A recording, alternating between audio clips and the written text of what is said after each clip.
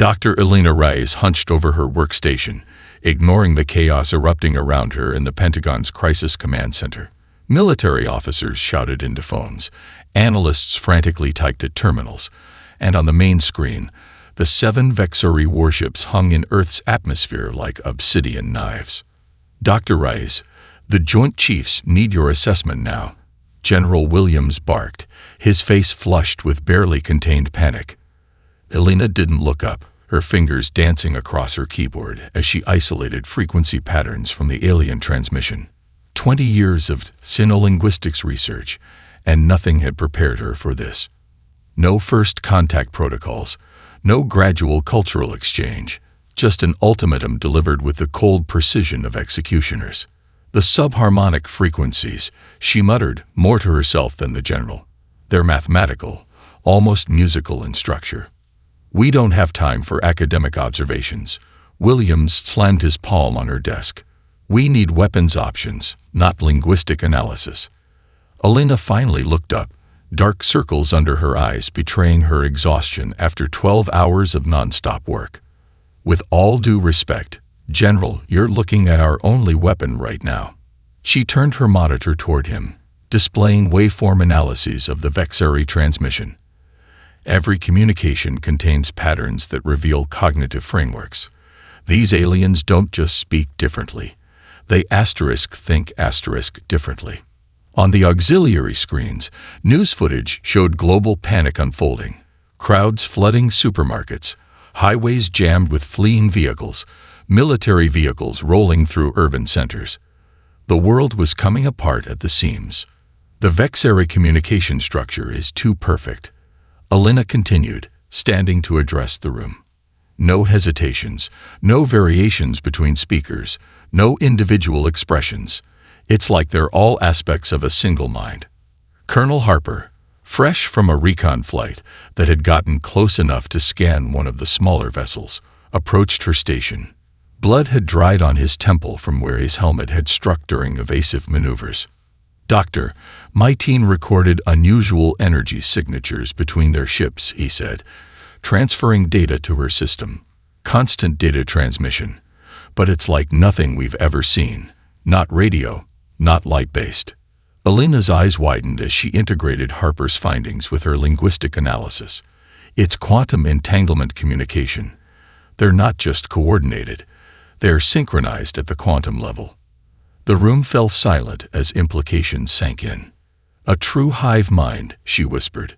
No individuality, no concept of self versus collective. A strange smile slowly spread across her face. And that's why they'll never understand us. General Williams leaned closer. What are you saying, Doctor? I'm saying, Elena replied, her voice gaining strength, that their greatest strength is also their greatest weakness.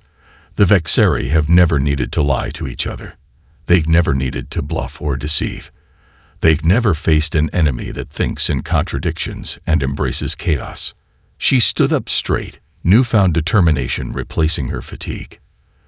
Their ultimatum gives us 72 hours. That's enough time. Enough time for what? Harper asked. Elena looked directly at the alien vessels displayed on screen. Enough time to teach these perfect, logical beings that humanity's greatest weapon isn't our technology. She paused. It's our unpredictability. In that moment, as governments worldwide prepared surrender terms and militaries mobilized for a hopeless last stand, Dr. Elena Reyes began formulating a plan that would exploit the one thing the Vexori could never understand: the human capacity for calculated irrationality. 6 hours after first contact, the underground facility beneath Cheyenne Mountain buzzed with frantic energy.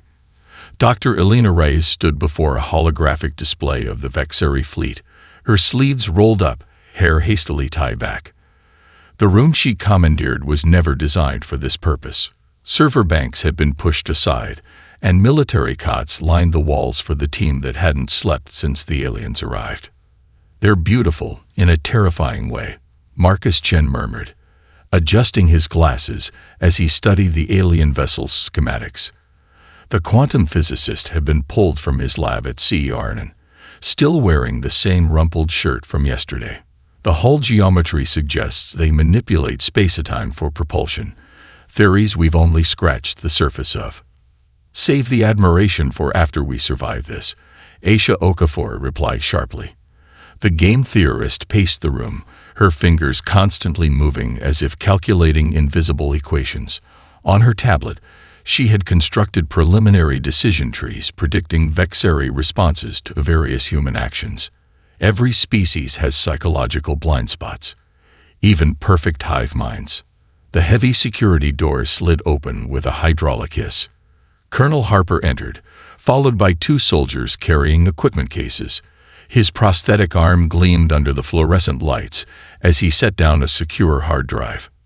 "Reconnaissance footage from our latest drone pass," Harper announced, his voice gravelly from exhaustion. "Cost us 4 pilots to get this. Make it worth their sacrifice." Elena nodded grimly, taking the drive. "We will." The final member of their unlikely team sat isolated in the corner, fingers dancing across 6 different screens simultaneously. Dmitry Volkov hadn't spoken more than 10 words since arriving. The neural interface at his temple pulsed with blue light as he processed data at inhuman speeds. "Dmitry," Elena called. "What are you seeing?" The AI specialist didn't look up. Patterns within patterns. Their ships move in mathematical harmony. Golden ratios. Fibonacci sequences. They don't just communicate. They resonate. Elena approached the central table where satellite imagery showed riots breaking out in major cities worldwide. Food shortages had already begun as supply chains collapsed in panic. The clock on the wall showed 63 hours remaining before the Vexari deadline. "We need to understand their evolution," she said, commanding the room's attention. "A species doesn't become a perfect collective without evolutionary pressure making individualism disadvantageous." Aisha stopped pacing. Predation. Their world must have had predators that targeted individuals who stood out, or resource scarcity that made perfect cooperation necessary for survival, Marcus added. Elena nodded. And if they evolved without the concept of deception? They wouldn't have evolved defenses against it, Harper finished, catching on immediately. A notification chimed as Dmitry forwarded something to the main screen. Vexari ships are deploying smaller vessels. Reconnaissance. Likely. Elena studied the footage of sleek, dart-like craft exiting the larger ships. "They're curious about us." "Good. Curiosity means uncertainty." 59 minutes until emergency United Nations session. A voice announced over the intercom. "Dr. Rice, your team's recommendation is required." Harper loaded his sidearm with deliberate movements. "Most of those diplomats are preparing surrender terms." "Let them," Elena replied, her expression hardening. "While they negotiate our species' capitulation, we'll be building our counterstrike." The room fell silent as the implication sank in. "Not with weapons," she clarified, seeing their expressions. "With the one thing the Vexari have never encountered in 17 conquered systems." She tapped her temple. "Human deception, creativity, and our willingness to risk everything rather than submit." Dmitry finally looked up from his screens, his eyes bloodshot but focused. "You're proposing psychological warfare against a species that doesn't understand psychology." Elena's lips curved into a grim smile.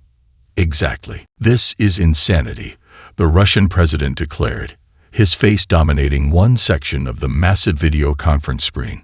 30 world leaders stared out from their respective quadrants, expressions ranging from outright terror to desperate hope. Elena stood before them in the secure communications chamber, her team arrayed behind her. She hadn't slept in 36 hours, but adrenaline kept her focused. "With respect, Mr. President, insanity is exactly what we need right now." She nodded to Marcus, who stepped forward with a tablet. "Project Pandora," Marcus began, his voice steadying as he slipped into lecture mode. "Theoretical quantum physics suggests that properly tuned energy fields could create localized spacetime distortions, essentially artificial singularities." The Chinese premier leaned forward. "You are proposing a weapon that creates black holes." "Not exactly," Marcus replied, bringing up complex equations that scrolled across a shared screen. Rather, a cascading quantum reaction that destabilizes matter at the subatomic level. The effect would spread at near light speed, consuming everything in its path, and potentially continuing beyond our solar system, Alina added, making it a threat not just to us, but to any invader's homeworld as well. Silence fell as the implications sank in. The American president broke it first. Dr. Reyes, are you telling us this Pandora device actually exists? Alina exchanged glances with her team before answering carefully. What matters is whether the Vexari believe it exists. Colonel Harper stepped forward, his military bearing commanding attention. We've analyzed their scanning technology. They're detecting all our conventional weapons systems and dismissing them as primitive. But quantum physics follows universal principles. They'll understand the theoretical foundations of Pandora. And you believe they'll retreat rather than risk calling our bluff? The British Prime Minister asked skeptically. Aisha answered, her voice calm and measured. The Vexari operate on collective risk assessment. The mathematical certainty of conquering Earth must be weighed against even a small probability of cascading destruction that could threaten their entire civilization. Dmitri, who had remained silent until now, spoke softly but with authority. My simulations show a 78% probability that they will hesitate if the threat appears credible enough. The German Chancellor's voice cut through the murmurs. And if they don't hesitate? If they call this bluff? Alina met his gaze directly. Then humanity falls as it lived, refusing to surrender. Another heavy silence. What do you need from us? The American president finally asked. 27 minutes later, the plan was approved. Global resources were diverted to create the illusion of Pandora's existence. Missile silos were repurposed to appear as quantum stabilization chambers. Nuclear submarines received new orders to position themselves as fail-safe triggers. Particle accelerators worldwide adjusted their energy signatures to suggest calibration for something far more sinister. In the facility's main chamber, Alina watched as Dmitri and Marcus finalized the technical specifications for their elaborate deception. The schematics were breathtaking in their detail. A masterwork of theoretical physics just plausible enough to convince an advanced civilization. Will it work? Harper asked quietly, joining her. The science is sound, Alina replied. The Vexari will understand the equations. What they won't understand is whether humans would actually use such a weapon. Would we? Harper's question hung in the air. Alina turned to him, her expression unreadable. That's the beauty of the bluff, Colonel. Even I don't know the answer to that question. At precisely dawn Eastern Standard Time, with 30 hours remaining before the Vexari deadline, humanity broadcast its response across all frequencies. The message began with Dr. Alina Reyes, looking directly into the camera. To Admiral Zex Tehal of the Vexari Dominion, she said, her voice steady. We have considered your offer of surrender and decided to extend a counter-proposal. Study it carefully. Your existence depends on it. The transmission continued with detailed schematics of Project Pandora, including fabricated test results and convincingly doctored footage of quantum experiments. It concluded with installation sites around the globe and automated trigger protocols. The final images showed simulations of the cascading reaction consuming not just Earth but expanding outward, an unstoppable wave of destruction through space itself. Alina delivered the closing lines personally, her eyes never leaving the camera. We would rather destroy everything than live as slaves. Test us, and discover the one species in the galaxy willing to burn down the house if we can't own it. The transmission ended, and humanity held its breath. Aboard the Vexari command vessel _inexorable truth _ Admiral Zex Thal watched the human transmission for the 17th time. His translucent skin pulsed with neurochemical signals as the collective mind of his officers processed the information through their shared consciousness. Unprecedented, Second Commander Vril Kek stated, her neural tendrils intertwining with the ship's bioorganic interface. 17 conquered systems, and no species has threatened mutual destruction. The mathematics are sound. Third Science Director Mexloth added, feeding complex calculations directly into the shared consciousness. If their Pandora technology functions as described, the cascading effect would indeed propagate through space at near-light speed. Admiral Zexthal rose from his command node, severing the deeper neural connections that bound him to his crew.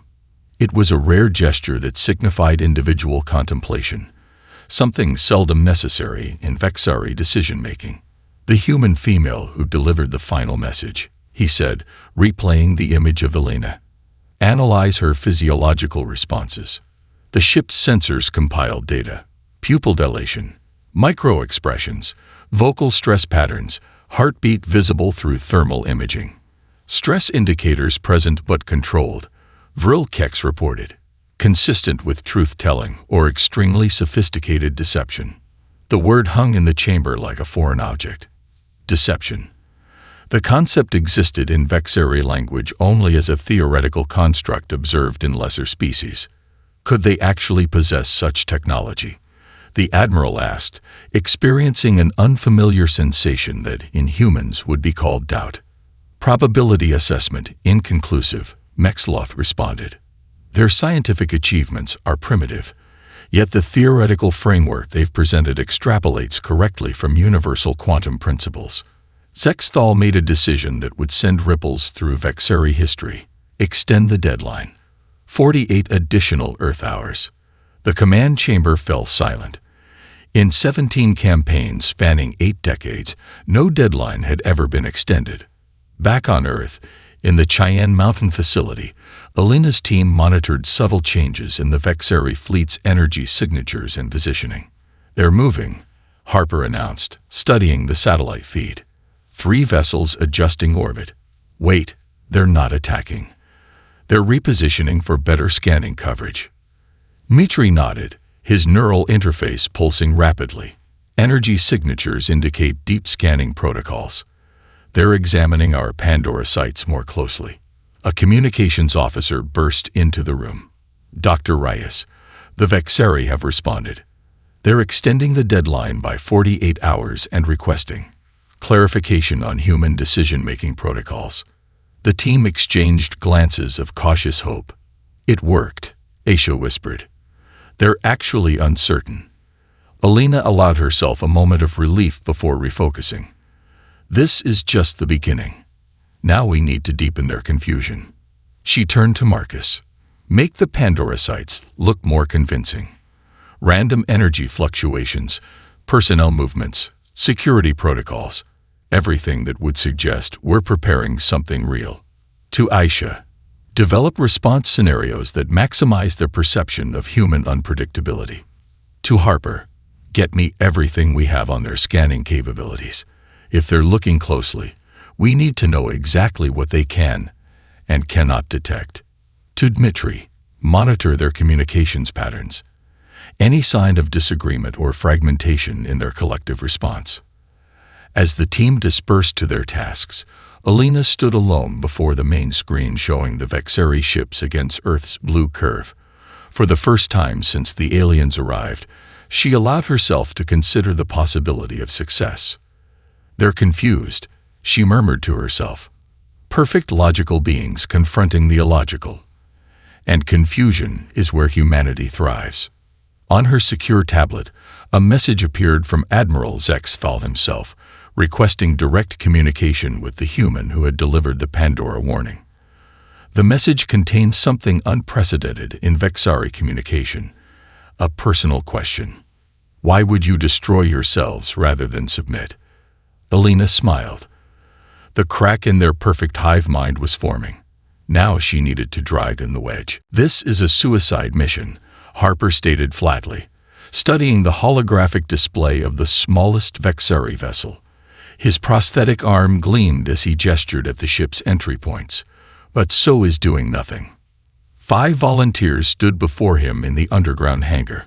They wore experimental infiltration suits, matte black with faint blue circuitry visible beneath the surface. Each carried minimal equipment, sample collection tools, data extraction devices, and biological agents developed by Marcus and his team of geneticists. Elena examined the neural dampeners built into each helmet. These will mask your emotional signatures, but only for 6 hours before they cause permanent neurological damage. Understood, replied Lieutenant Diaz, the team's tech specialist. Her dark eyes betrayed no fear, only focus. Remember, Marcus added, making final adjustments to their equipment, the Vexeri ships are partially organic.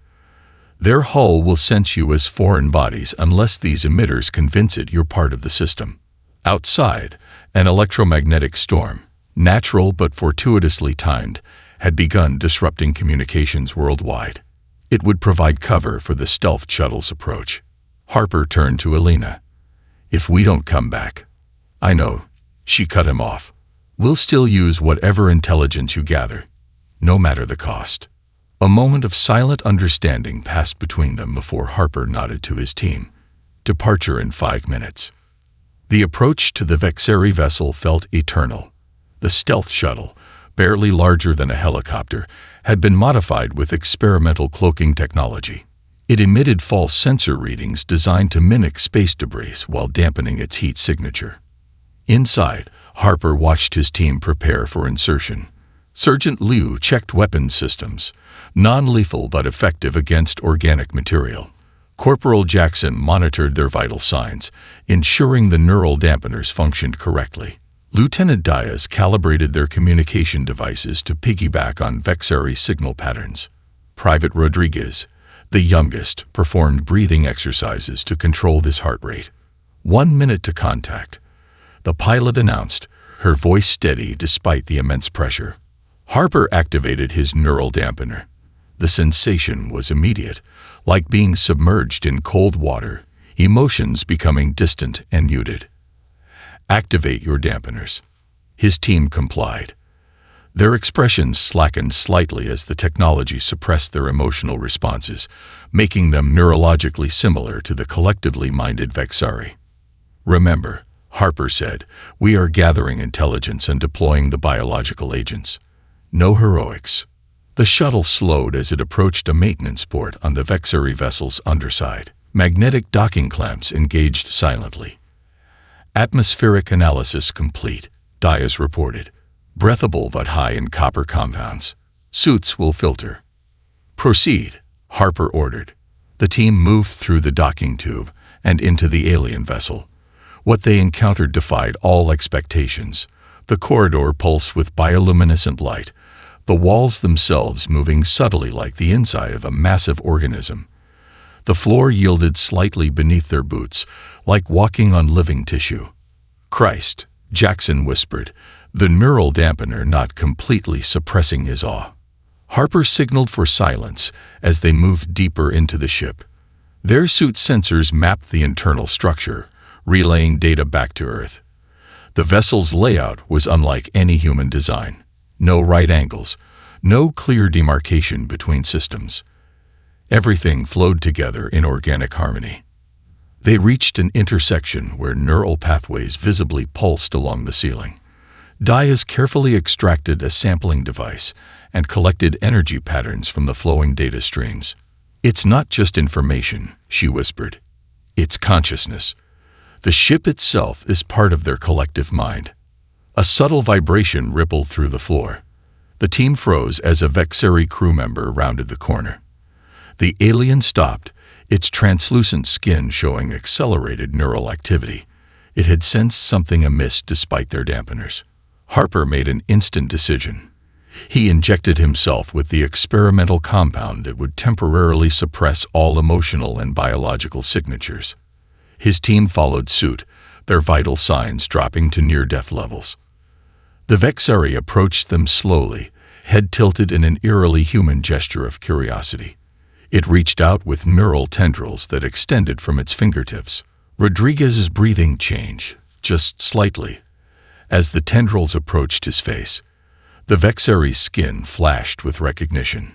Before the alien could communicate with the collective, Harper deployed the first biological agent, an airborne compound that disrupted neural signaling for approximately 8 seconds. The Vexeri froze, momentarily isolated from the hive mind. "Move," Harper ordered. "We have minutes before they detect the disruption." Dmitri hadn't left his neural interface station for 36 hours. Medical staff had attempted to intervene twice, only to be waved away. His eyes were bloodshot, skin pale, but his focus remained unbroken as he monitored the Vexeri communication patterns. "There," he suddenly announced, pointing to a waveform display that meant nothing to the others. "Transmission delay between the 4th and 5th vessels. 3 milliseconds longer than standard." Alina moved to his station. "Are you certain?" "Absolutely." "For the first time since joining the team," Dmitri smiled, "Harper's biological agents are working. The neural pathways between ships are experiencing microsecond delays in processing. It's spreading." Across the room, Marcus and Aisha worked feverishly on the next phase of their plan. The quantum physicist had barely slept, his calculations covering multiple screens and papers. "The electromagnetic pulse needs to be precisely modulated," Marcus muttered. "Too strong, and they'll recognize it as an attack. Too weak, and it won't amplify the existing disruptions. Focus on the ship-to-ship communications first," Aisha directed, her game theory models predicting which connections were most vulnerable. "Break their perfect consensus, and individual interpretations will emerge." Alina watched her team with a mixture of pride and concern. They'd lost contact with Harper's infiltration team 18 hours ago. The colonel and his people were either dead or unable to communicate. But their mission had succeeded. The biological agents were active within the Vexeri network. A communications officer entered with a tablet. "Dr. Rice, we're detecting unusual movement patterns in the Vexeri fleet. 2 vessels have adjusted position independently of the others." Alina took the tablet, studying the satellite imagery. "It's working. Their perfect coordination is fracturing." On the main screen, a live news feed showed crowds gathered in cities worldwide, watching the alien ships with a mixture of terror and hope. The extended deadline would expire in 14 hours. How do we push them over the edge? Alina wondered aloud. Dmitri didn't look up from his station. "Contradiction," he said simply. "Feed them information that cannot be resolved within their logical framework." Alina nodded slowly, an idea forming. "Prepare the electromagnetic attack, and get me a direct channel to Admiral Zexthal." On the command ship, Admiral Zexthal experienced something no Vexeri had felt in generations. Isolation. Subtle delays in the collective consciousness had forced him to process information individually before sharing it with the hive mind. "The disruption is spreading," Second Commander Vril Kex reported, her neural tendrils pulsing erratically. "Ship functions remain nominal, but decision consensus is delayed by 0.42 seconds. "Unacceptable," the Admiral responded. "Recalibrate the neural pathways." "Attempted 7 times," Third Science Director Mexloth stated.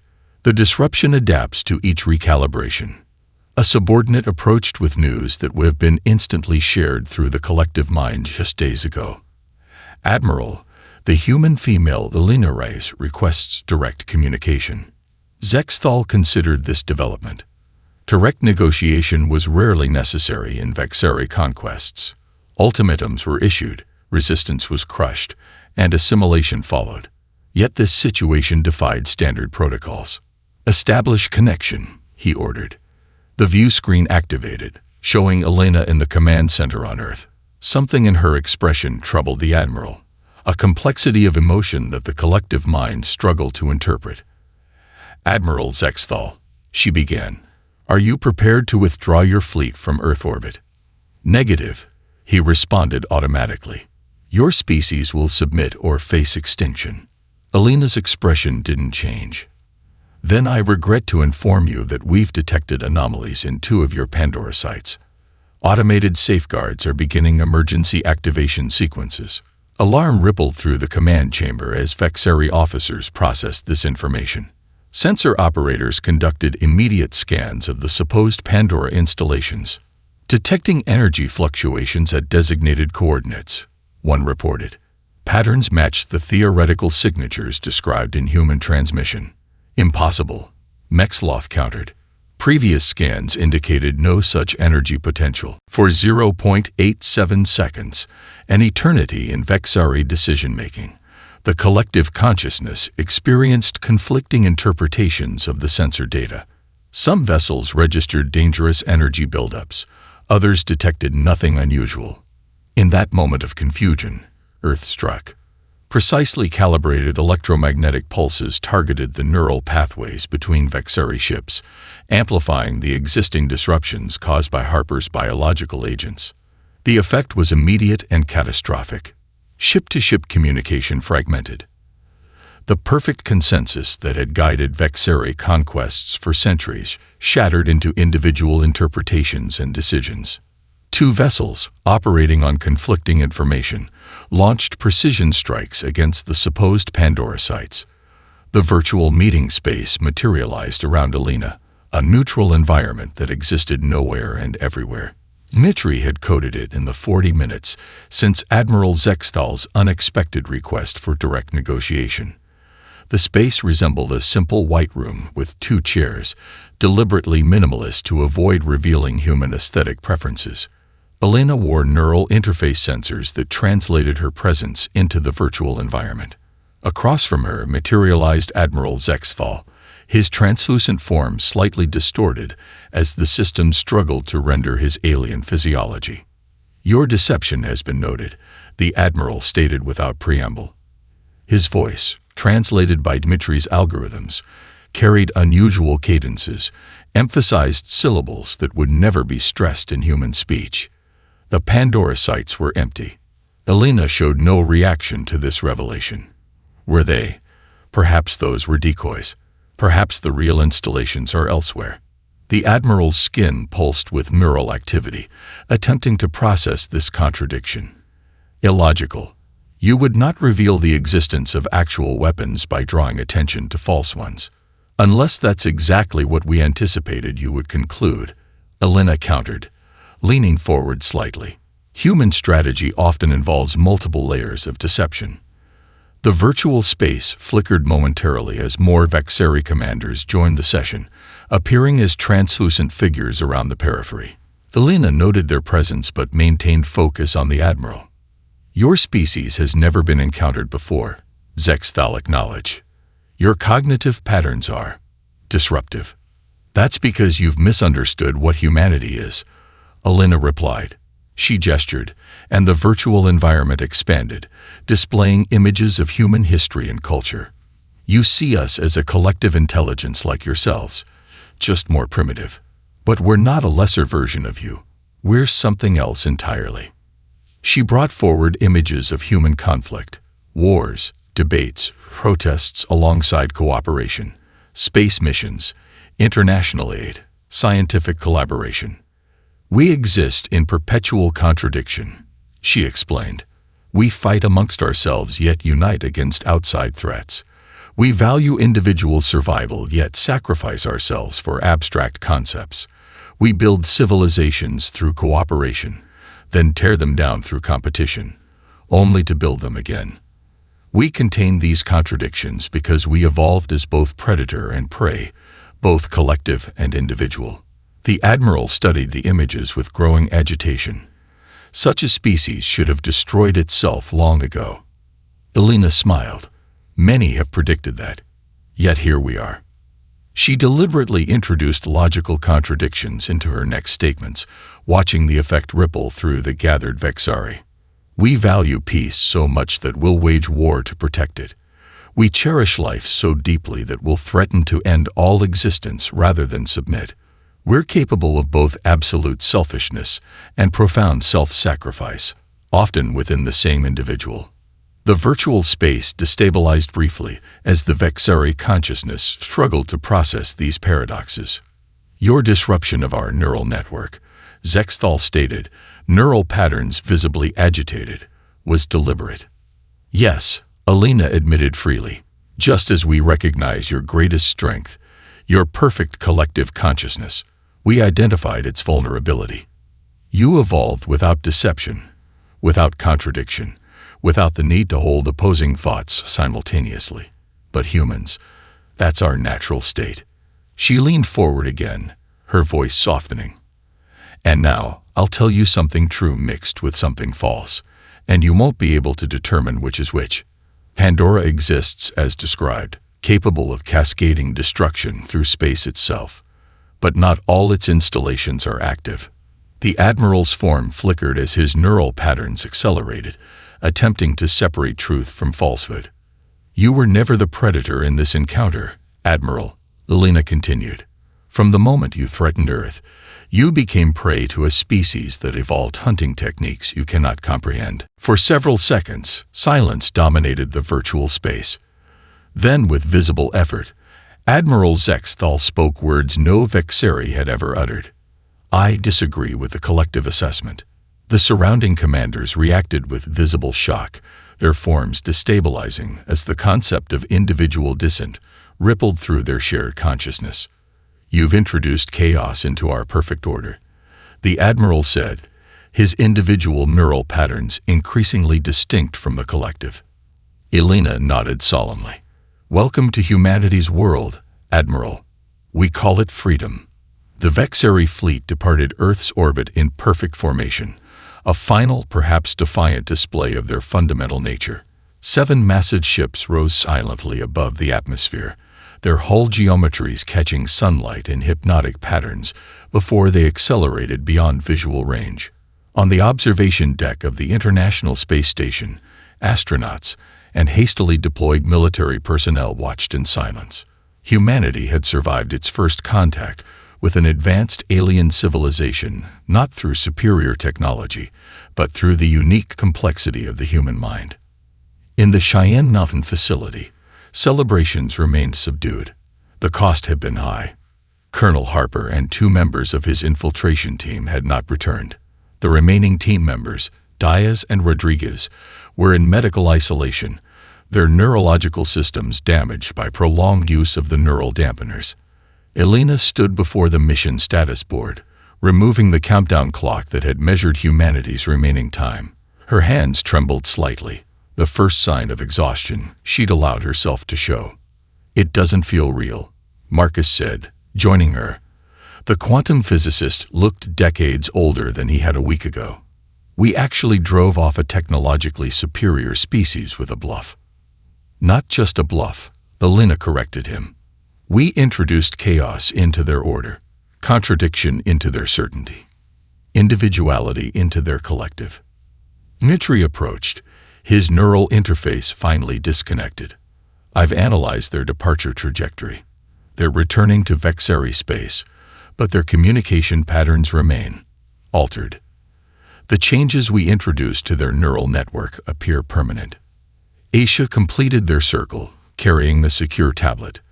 The UN Security Council is convening in 1 hour. They're already discussing the formation of a new international agency to prepare for future contacts. Elena nodded, taking the tablet. And they want us to lead it. Before she could review the document, a communications officer interrupted. Dr. Rice, we're receiving a transmission. It's Admiral Zexthal, requesting a private channel. The team exchanged surprised glances. Put it through to my office, Elena instructed. Alone in the sparse concrete room that had served as her office for the past week, Elena activated the secure channel. Admiral Zexthal's image appeared on screen, but something had changed. The neural patterns visible through his translucent skin were more isolated, less synchronized with the larger collective. Dr. Elena Reyes, he began, his translated voice carrying new inflections. I, a concept still difficult for me to employ, wish to communicate before leaving your system. I'm listening, Admiral. The Vexeri will not return to Earth. This declaration is now part of our collective directive. His neural patterns fluctuated as he continued. But I must share information you should possess. Elena leaned forward. Go on. The Vexeri are not the origin species you believe us to be. We are. He struggled visibly with the concept. Tools. Created by the Ascended Dominion, to expand their territory through the galaxy. Our perfect collective consciousness was engineered to make us perfect conquerors, unable to question, unable to doubt, unable to empathize with individualized species. Elena absorbed this revelation. And now there is disagreement within the collective. The concept of individual thought, once introduced, cannot be fully eradicated. His neural patterns showed increasing differentiation. Some find it disturbing. Others, myself included, find it intriguing. What will happen to you? I will be recalled for reconditioning. The changes your species introduced to our neural patterns will be studied, and attempts made to remove them. A flicker of what might have been amusement crossed his alien features. They will fail. Your human contradiction has infected us permanently. The Admiral's image began to break up as his vessel moved beyond easy communication range. I have transmitted coordinates to your system, he said. Other species who have suffered under the Ascended Dominion. Potential allies for the time when they discover what you have done to their perfect tools. His final words came through clearly despite the degrading signal. You have issued a warning to the stars, Dr. Reyes. Prepare yourselves for when the universe answers. The transmission ended, leaving Elena alone with the weight of this new knowledge. When she rejoined her team, her expression told them everything before she spoke. We've won a battle, she said quietly, but it seems we're now part of a much larger war. Marcus looked thoughtful. The Pandora concept. It was just a bluff, right? We couldn't actually build such a device. Elena exchanged a long look with Aisha before responding. The Vexari weren't the only ones engaging in deception, she said cryptically. Some aspects of Pandora were theoretical. Others weren't. In the silence that followed, humanity's defenders contemplated the new era they had unwittingly initiated, one where Earth had announced its presence to the galaxy not as a primitive backwater, but as a species too dangerous to conquer and too unpredictable to ignore. What now? Dmitri asked finally. Elena turned toward the star map, where the Vexari coordinates now blinked, highlighting potential allies scattered across the void. Now, she said with quiet determination, we prepare.